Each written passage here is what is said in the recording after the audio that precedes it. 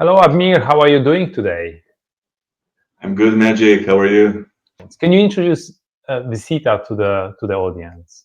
Absolutely, absolutely.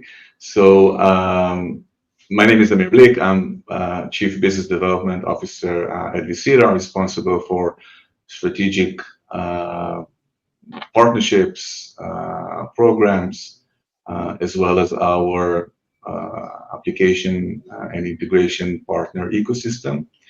Um, I joined vcita 3.5 years ago, but vcita actually started in 2010, so almost 15 years, 14 years working. And since day one, we still have been focusing on SMBs, on the SMB market. Even though we started as a B2C solution where we offered online scheduling for people that wanted to meet online, very quickly we started getting requirements around where do I keep my customer information? How do I communicate with them? By the way, the service actually want to charge for it, so where do I charge them payments, and how do I market them? And so more and more features, more and more capabilities, and we became a business management solution for SMBs. And so that was a transition to a B2B.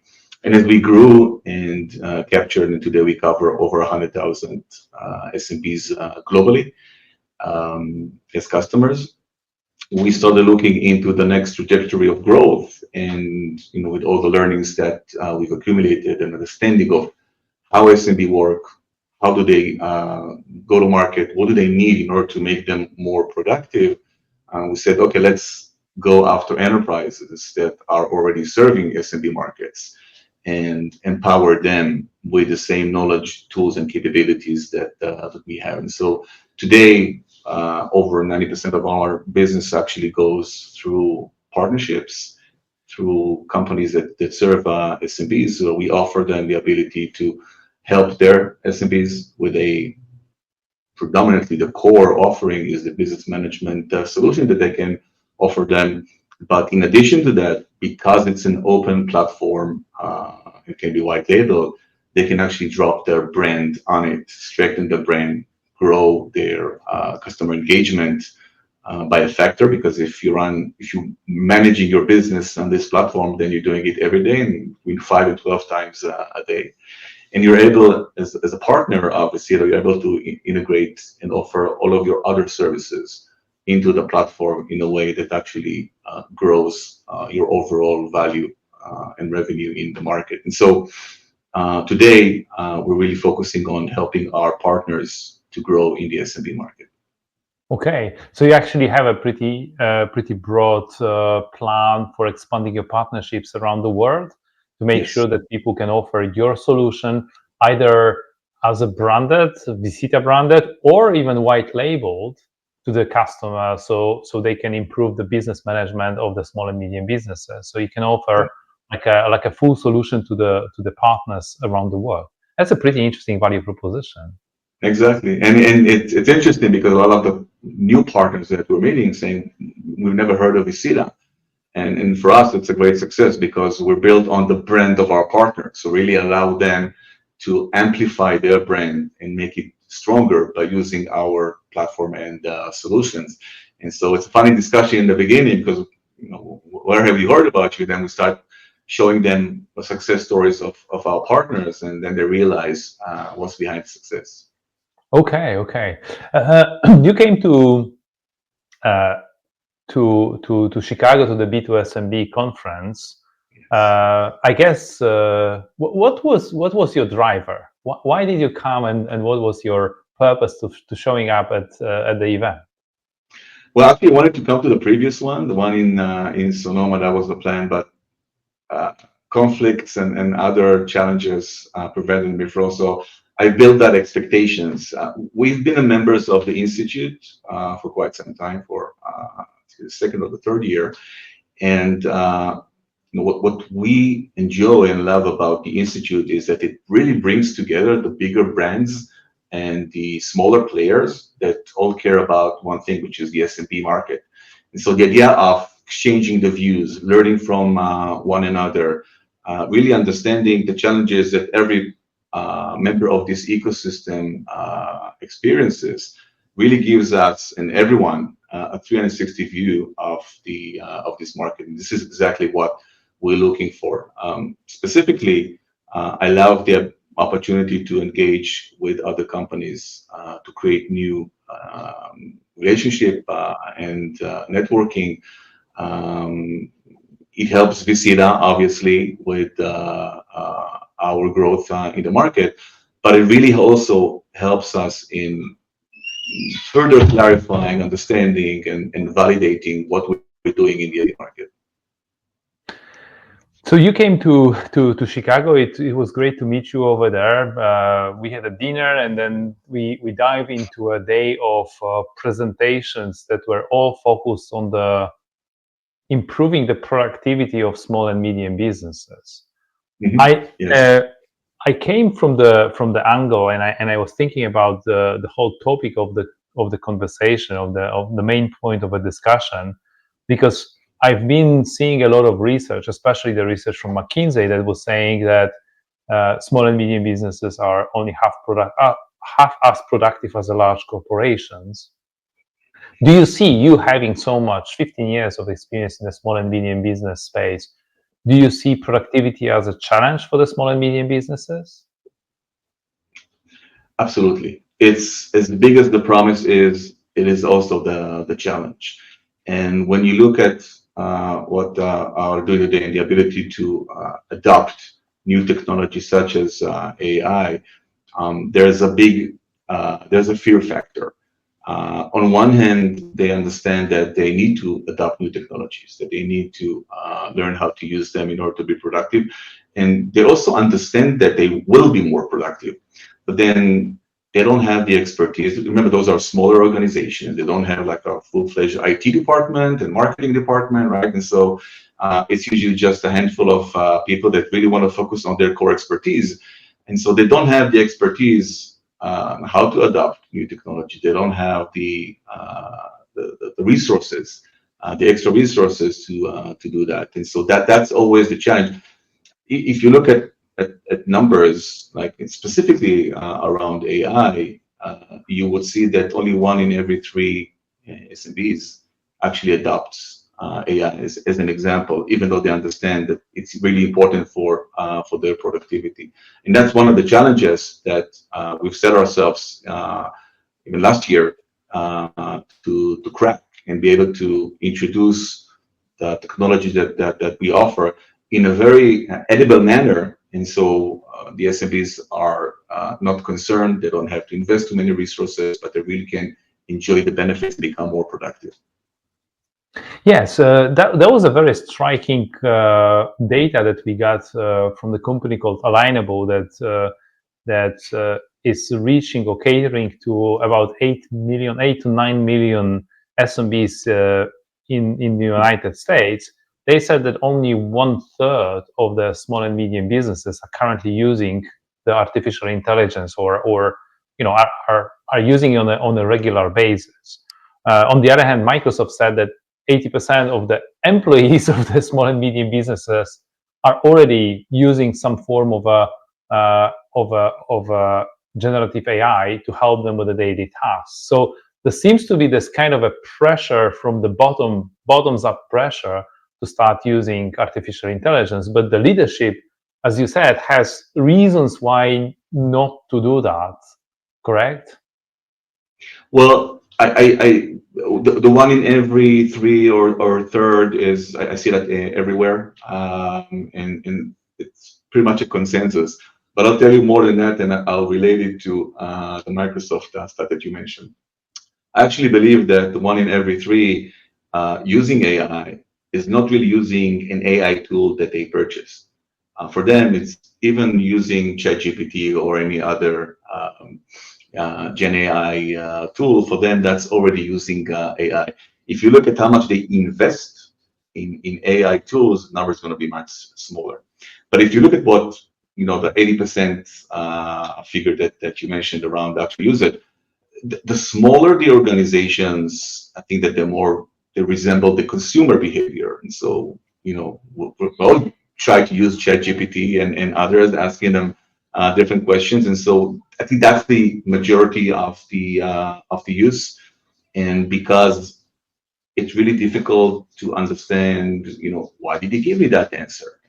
And so that's what also brings the fear factor into the game. Saying, so I'm fine asking questions and getting responses. Maybe I understand, maybe not. Maybe I can get great answers.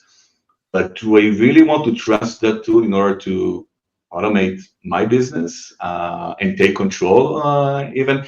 And that's the line between understanding it, using it leisurely, or really adopting it for the business. And I want to say one more thing about those 80%.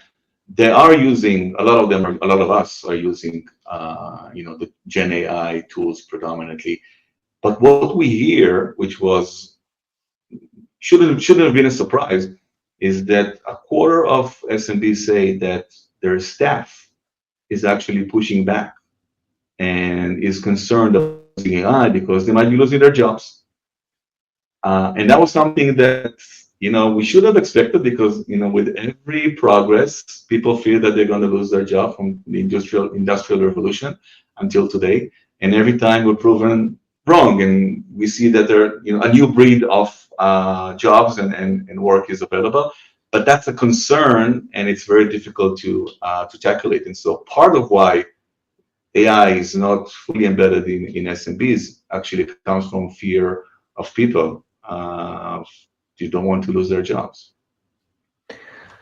I was watching several presentations during that day, different companies presenting how they are planning to leverage artificial intelligence for the benefits for the small and medium businesses.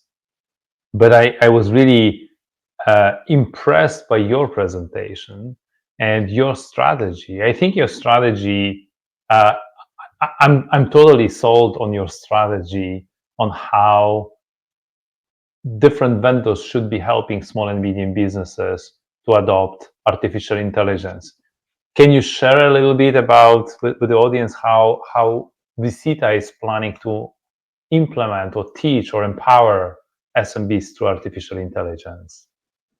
Yeah, and I appreciate you saying it because it's something that's very important for us and really based on learnings and understanding of how our SMB customers are using AI and actually instead of using AI, I would say looking for additional productivity. And so we really separate the AI technology from the implementation. Sometimes you would hear people saying, you need an AI strategy. You don't need an AI strategy. You need the strategy, you need a productivity strategy, and you can leverage AI to do that. SMBs, they don't care, most of them don't care about the technology and how did I build, the LLM and what kind of AI tools I'm using. They want to be able to be more productive. They want to be able to focus on their business, to get rid of all those mundane, repetitive tasks that can be automated. They want to regain time so they can focus on innovating and driving their business to the next level. But there is still that fear factor, that concern about is it going to take away my business from me? And so the way we're doing it, and we're looking at it on a scale, and it starts from, if you look at SMBs, they're very verticalized, right? Every business in a different vertical is different, and they're very focused. And so we cannot have a one-size-fits-all that would fit them. So leveraging AI in order to create productivity, they need to speak and they need to provide the value specifically in the context of the business. So if the business in a specific vertical, it needs to talk their language to provide with relevant support, not with something very obscure and vague. It needs to be contextual to what the user is doing. If we talked about the business and adhering to what the business is doing, now you need to adhere to how the user, the employee of the SMB is actually working. And it has to be in context with the work. If an event pops out, that's an opportunity to introduce. It could be a tip. It could be an example. It could be something that would help you to gain more knowledge. It could be maybe even an example of how to do this thing better and automate it in the future. And it has to be actionable, right? It's not just a ChatGPT discussion where it gives us a lot of information, which is important. But when it comes to productivity, uh, this is the advice. This is what you should do, and click here, and it'll get done for you. And that thing, that thread between, first of all, understand what it is and what I am going to do or what I'm suggesting before I'm going to implement it. That's the chasm that is important to cross with a lot of the SMBs. And once they gain trust that the tool are actually, first of all, let you know what we're doing, and only then I can automate it for you. After 2, 3, 4 times, what we see is that actually, and we always live that, automate. And so I trust you that the next time, because I understand the pattern, I trust you that you'll take control of that specific aspect and fully automate it. And so that's the way that we're taking it to the market as an overall. One more thing that we added is, if you look at SMBs and talked about the fact that they don't have an IT department, they don't have a marketing department, or even a financial department, maybe one person, and maybe it's the spouse or the sibling or that is helping them. And so what we are going to introduce, and already started, is what we call the virtual team, the virtual board around you. Wouldn't it be great if you had a financial advisor, a business advisor, a marketing advisor sitting next to you on your shoulder, right? Looking at what you're doing, popping up at the right time and giving you advice. For example, it's the end of the month. Let's go through the checklist and see that you've done everything that you needed. Now, that checklist doesn't have to be a static checklist that you do every month, because this month there were variations and there were differences, and so every month it would be something that's very, very relevant to this specific month, to this specific business. And so this is actually like an expert sitting on your shoulder, and it can come from a financial perspective and from a marketing perspective, from a business perspective. By the way, I just noticed that you can raise your prices because in your neighborhood, same services are offered for here. I can show you how to do it. Click here, right? That's the way that we feel that, and we see that SMBs are adopting, I say, adopting the productivity that AI delivers in a much faster way, because they learn to trust it and they learn to understand it comes at the right moment when they need it and serves them with the right value.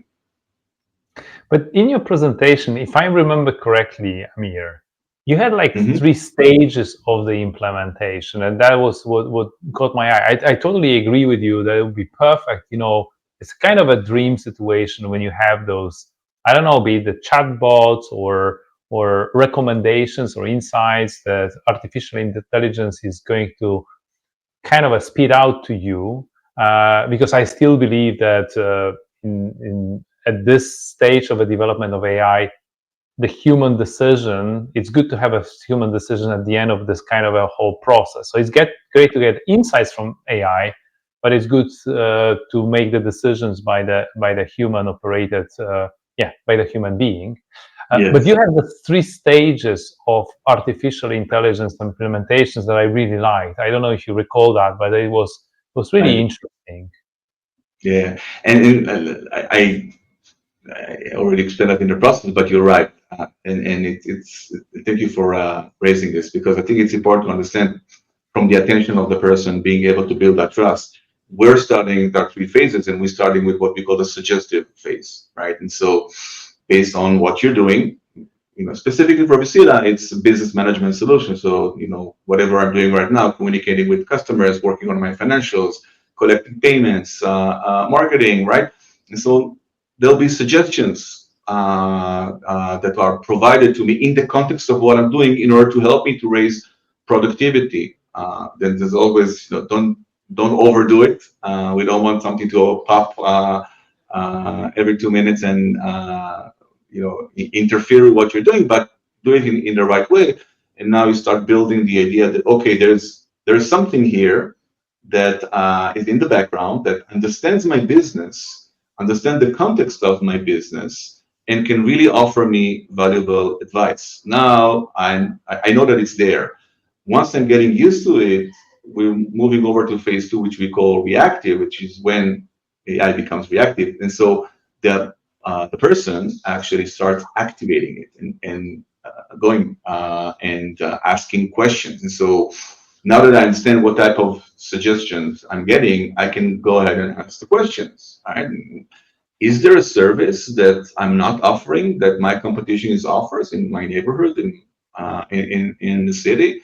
Oh, yes, here's a new service, and click here, and I'll help you create a new service, and you suggest how you're going to call it and price it, right? But that's the reactive phase. So now I'm starting to employ AI to work for me. I'm starting to activate it. And once I'm getting through that phase and my confidence has grown, now we can actually go to the point of proactive and to the point that AI can introduce, not necessarily in a contextual way, but really introduce the right advice at the right time that I needed, because the data is there. We have tons of data around the business, because if you're running your business, we pretty much know everything there is to know, and so we can really analyze the business, compare it with the industry, with the vertical, with geography, and really bring you advice. But remember, it's really important that at the end of every such test or every such stage need to be accompanied by actionable, right? If it's a suggestion, if it's something that you're proactively or activating, or then AI becomes proactive and offers you, there needs to be a context, but also an action that can be taken in order to implement that. The bottom line for SMBs around productivity is getting more time. Smaller organizations, time is the biggest asset that they have, and so whatever time we can save them throughout the day by automating all these tasks, or even coming back with suggestions and ideas that can really help them to automate and become more productive, that's gold for them. And I really like the way you phrased it during your presentation, Amir, because you also said, or at least that's the notion that I got from this whole conversation or your presentation, is that your plan is not to really sell AI as AI. Your plan is to modify your services and offers to become AI enabled, AI empowered, whatever you call it. Mm-hmm. But you almost kind of plug AI into your existing capabilities to make them better for SMBs. So that would eliminate this kind of a situation when SMB would be a little bit concerned about, AI itself, because AI becomes a part of a story, not a story in itself. Did I get it correctly from your presentation? Yeah. I usually refer to it as, in order to sell SMBs on AI, we're not going to sell them AI. Right? Exactly. You and I had several discussions around it over dinner. By the way, we ate too much during that event. You guys are feeding us too much in those events. We talked about the fact of, what is AI? Is AI the target, or is it the means, right? And how do we use it? And I tend to see AI more as like the underlying infrastructure that really allows us to bring value. And so that's exactly what we're focusing on. We're going to bring the right AI. Some of it is going to be developed organically within vcita. Other elements are being introduced through partnerships and app integrations with partners that are delivering specific capabilities that are based on AI. But we always deliver them on the premise of we're helping you become more productive. And yes, there's AI in the background, obviously, but the idea is that to be more productive, we're going to allow you to accomplish more and save more time to focus on your business. I think it's an excellent strategy, and I totally agree with that. I believe that part of the AI implementation at SMB is first that AI is seamlessly integrated into services that SMBs are already using. So they can start using artificial intelligence, they can see the gains, they learn about it, they understand the concept a little bit, because I'm still, among my friends and relatives and SMBs that I speak with, they are still very confused about what artificial intelligence is. I think giving them an opportunity to start using it and take advantage of the productivity gains is going to also teach them about the concept itself. And I still believe that at a certain point in time, small and medium businesses, which are many times not tech savvy and they don't have resources to analyze and implement stuff, they'll be so impressed by the artificial intelligence they are already using that they will start to redefine their own core business with AI. It's not only going to be about the marketing, the finance, the operational excellence, but it's also going to be about what can I do better, from my passion. How can I realize my passion better through artificial intelligence? I think your strategy is paving the way for many of the small and medium businesses. And I learned also from you that not only from small and medium businesses, but also all the partners that would like to use vcita either as a branded solution or as a white label in their portfolio of products that they are selling to their small and medium business customers, which I think is a brilliant idea. Yeah, thank you. And I have to say, I'll say a couple of things. First of all, people forget. I know that you don't. You know it very well that AI has been with us for decades. It's just that with ChatGPT, some people think that AI was invented last year, and so we've been using AI, all of us, but because it wasn't that hot trend, nobody really cared for it, and we simply used it for productivity. Now it becomes, the next jargon that everybody has to include in their presentations. But I think that we agree. It really is about the value of and how to leverage AI in delivering the value. Became much easier to use the moment that ChatGPT introduced the neural language processing. So you could communicate with the data, Yes. with the data analytics, the statistical model through the language. It became extremely easy to use, and the barrier of entry dropped significantly. So, Right. and then it became the big fad for everybody, big name and a buzzword for everybody. I agree with that. Right. And I want to relate to what you said about our business model, just as an example. If you look at how we work with partners and I think other vendors as well, when our partner is distributing this business management solution across their SMB market, could be integrated with their services, could be branded under their brand. But think about all the operational data that's being created by those SMB customers. Look at it as nodes. I always look at it as hub and spokes. And so all that operational data that's being created at the spokes, being brought to that partner platform that we offer. Think about all the insight and data that this enterprise is now exposed to. Trends in specific geographies with specific verticals. By consuming the different services, they can adjust services, they can create new services. It really is becoming almost like an operating system for your SMB market because of all the data that is being created. And so if we talked about how leverage AI for the SMB, there's always how do you leverage AI for the enterprise. And it's a bit different because this is an enterprise company. It's not a smaller size organization. So we can be bolder with that, and we can offer data and the insights and all the learnings, and they can be integrated with their systems or being consumed in ours. And so that's a different way of how to present AI or the value of AI, which is different than how we do it for the SMB. I sense a new topic for the next B2SMB conference that is going to happen in Sonoma in May next year. So I'm very excited to to talk to Dave and maybe other members of the B2SMB Institute about this topic as well. So maybe we'll cover it in some of our next episodes of the podcast and the discussions. Thank you so much, Amir, for the time that you have spent. Thanks for coming to Chicago.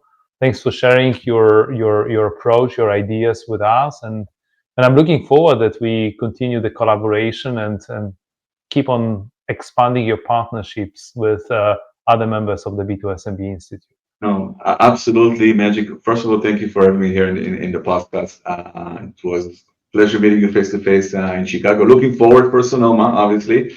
Let's talk about the food over there. And really, it's more than just waiting for Sonoma. Again, you and I spoke about ongoing. How can we really create more engagements and more interactions? And I think that's what's beautiful about the B2SMB, about the institute, that it really caters to bringing all of us together year round.